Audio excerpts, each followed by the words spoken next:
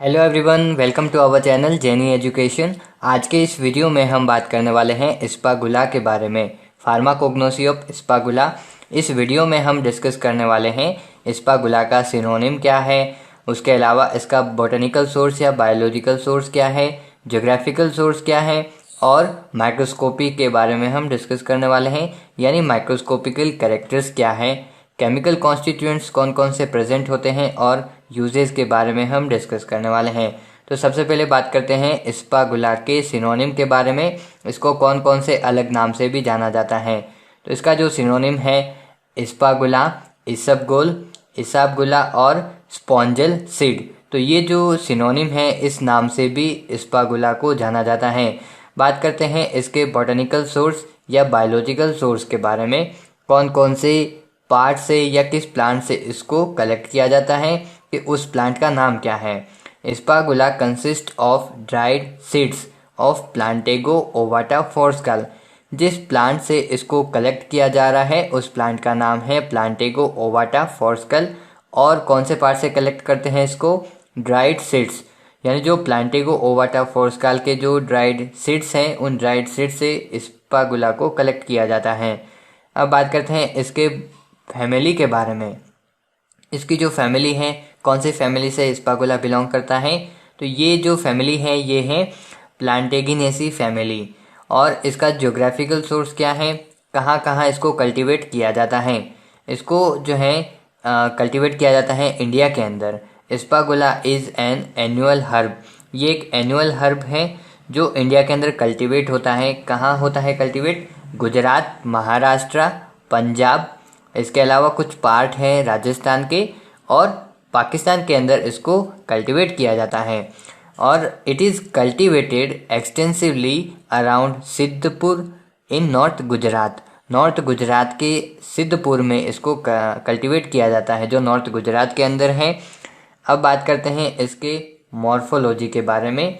इसका colour, order, test क्या है? इसका जो कलर है पिंकिश ग्रे टू ब्राउन है। ऑर्डर इसकी नॉन है, यानी इसका कोई ऑर्डर नहीं है। इसका जो टेस्ट है वो म्यूसिलेजिनस है। शेप की बात करें तो ये ओवेट, बोट शेप्ड और कैम्बिफॉर्म होता है। साइज़ की बात करें तो ये 1.5 टू 3.5 mm लॉन्ग होता है और 1.8 तक, यानी 1 से 1.8 तक mm ये वाइड होता है। अगर हम इसके 100 सीड्स का वेट करते हैं तो ये जो वेट आता है अबाउट 0.15 टू 0.19 ग्राम आता है। अपीयरेंस की बात करें तो ये जो सीड्स होते हैं ये हार्ड होते हैं। Seeds are hard, translucent and smooth. ये ट्रांसल्यूसेंट होते हैं और स्मूथ होते हैं।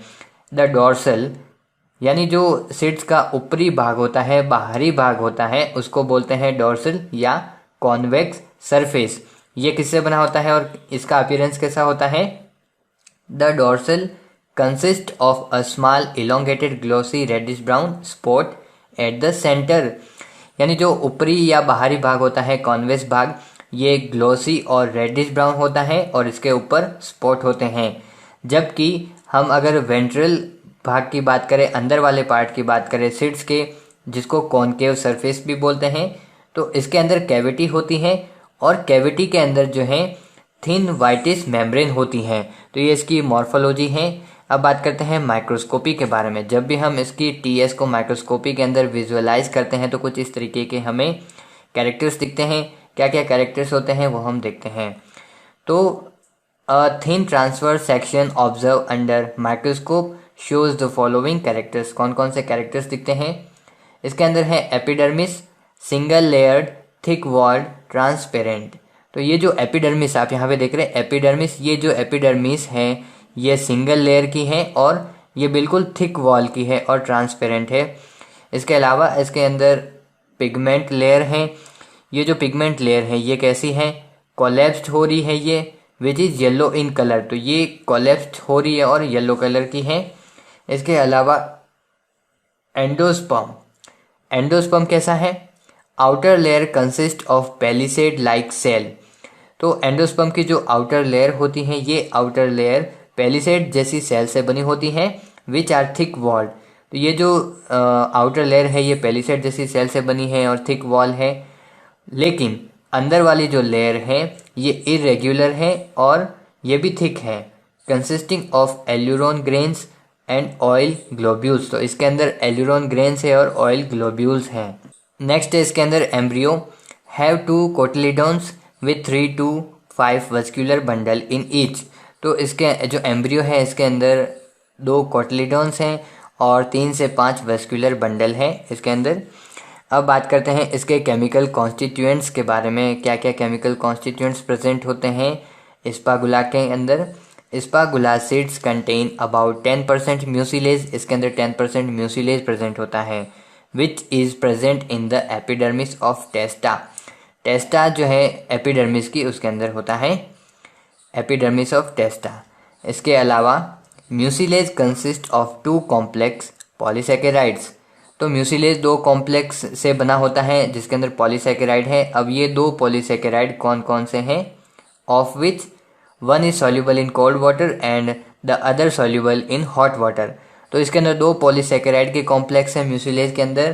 पहला कोल्ड वाटर के अंदर सॉल्यूबल होता है जबकि दूसरा हॉट वाटर के अंदर सॉल्यूबल होता है। और ये दोनों ही कॉम्प्लेक्स केमिकली क्या है, पेंटोसन है और एल्डोबियोनिक एसिड है। अब यहाँ पे देखिए जब हम पेंटोसन को हाइड्रोलाइज करते हैं, pentosan on hydrolyse yield xylose and arabinose and aldobionic acid. तो जब भी पेंटोसन का हाइड्रोलाइसिस होता है तो क्या होता है, उससे क्या मिलता है, एक तो जाइलोज मिलता है, अरेबिनोज मिलता है और एल्डोबिनोइक एसिड मिलता है। फर्दर जब एल्डोबिनोइक एसिड से क्या मिलता है, aldobionic acid yields galacturonic acid and rhamnose. अब केमिकल कॉन्स्टिट्यूएंट की और बात करें तो प्रोटीन भी प्रेजेंट होता है स्पागुला के अंदर, फिक्स्ड ऑयल भी प्रेजेंट होता है। Protein and fixed oil are present in endosperm and embryo. अब यहाँ पे देखिए केमिकल कॉन्स्टिट्यूएंट्स की बात हो गई है, केमिकल टेस्ट की बात करते हैं। कौन कौन से केमिकल टेस्ट कर सकते हैं स्पागुला के। फर्स्ट है ispaghula seeds when treated with ruthenium red give red colour due to presence of mucilage. जब स्पागुला सीड को हम रुथेनियम रेड के साथ ट्रीट करते हैं तब रेड कलर शो होता है। अब ये रेड कलर क्यों शो होता है, क्योंकि इसके अंदर म्यूसिलेज प्रेजेंट होता है। तो जब भी म्यूसिलेज इसके अंदर प्रेजेंट होता है तो ये रेड कलर शो करता है। तो इससे हम पता लगा सकते हैं कि ये स्पागुला है रुथेनियम रेड के साथ। दूसरा जो टेस्ट है ऐड वाटर टू फ्यू।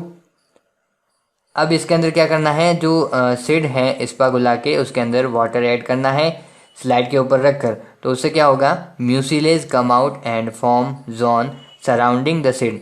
तो सीड के चारों तरफ जो है म्यूसिलेज बाहर आएगा और एक जोन बना देगा। इसके अलावा जो नेक्स्ट टेस्ट है swelling factor. Swelling factor actually ये एक डिटरमाइन करता है, ये एक पैरामीटर है जो कि प्योरिटी को डिटरमाइन करता है। Swelling factor is the parameter to determine the purity of seeds. तो ये जो सीड्स होते हैं उन सीड्स की प्योरिटी को डिटरमाइन करता है। अब बात करते हैं यूजेस के बारे में, स्पागुला के क्या यूज़ हैं। Ispaghula seeds are used as an excellent demulcent and bulk laxative in chronic constipation. तो ये एक तरह से डिम्यूल्सेंट की तरह यूज़ होता है, बल्क लैक्सेटिव की तरह यूज़ होता है क्रॉनिक कॉन्स्टिपेशन में। इसके अलावा the laxative activity of ispaghula mucilage is purely mechanical. Next is it is also useful in dysentery, chronic diarrhoea, in case of duodenal ulcer and piles. तो ये डिसेंट्री के ट्रीटमेंट में यूज़ होता है स्पागुला, क्रॉनिक डायरिया के ट्रीटमेंट में use होता है और ड्यूडेनल अल्सर और पाइल्स की समस्या के उपचार में भी इसका उपयोग होता है स्पागुला का। It works effectively as a soothing agent. Ispaghula husk is also use for similar purpose. तो ये सूथिंग एजेंट की तरह यूज़ होता है जो स्पागुला है, और same as it is ispaghula husk ये भी स्पागुला की तरह ही वर्क करता है, उसी की तरह ये सिमिलर पर्पज़ से यूज़ होता है। तो दोस्तों उम्मीद करता हूँ वीडियो आपके लिए हेल्पफुल होगा, और अगर आप इसका स्क्रीनशॉट लेना चाहते हैं तो इसके बाद आप स्क्रीनशॉट ले सकते हैं, और वीडियो को लाइक कमेंट से शेयर ज़रूर कीजिएगा। Thank you very much for watching this video.